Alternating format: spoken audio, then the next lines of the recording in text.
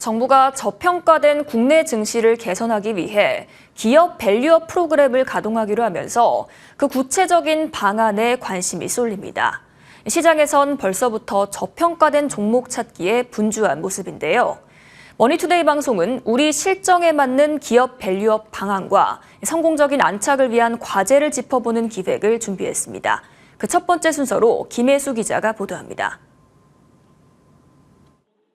정부가 내놓은 기업 밸류업 프로그램은 저평가된 기업의 가치를 끌어올려 투자자들이 국내 증시를 찾게 하겠다는 게 핵심입니다.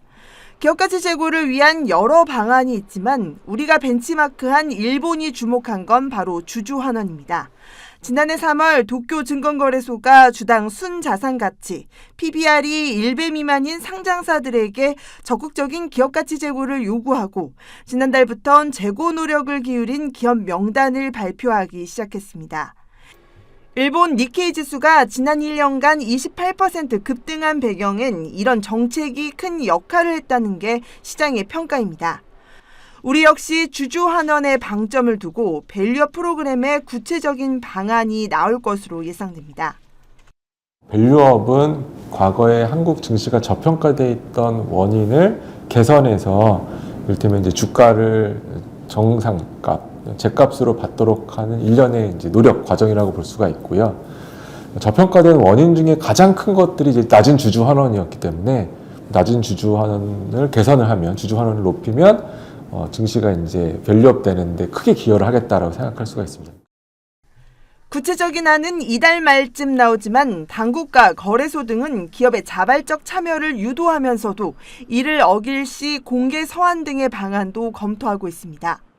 아울러 국민연금 등 기관 투자자들의 투자 시 이 같은 기업가치 제고를 지표로 삼는 안도 거론됩니다. 이런 가운데 시장은 벌써부터 움직이기 시작했습니다. 정부의 발표 직후 지난 한 주간 외국인이 국내 증시에서 사들인 물량만 3조 5천억 원, 국내 투자자들도 저PBR 종목 찾기에 나섰습니다.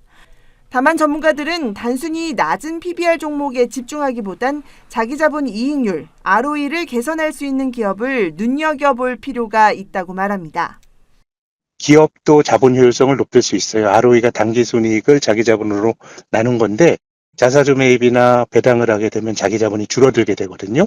분모가 줄어드니까 개별 기업도 자본 효율성을 높일 수 있고 또 국가적으로도 그 부가 다른 쪽으로 가면서 생산적일 때 쓰일 수 있으니까 이제 일본이 그런 정책을 쓴 거고 우리도 벤치마크를 하는 건데요.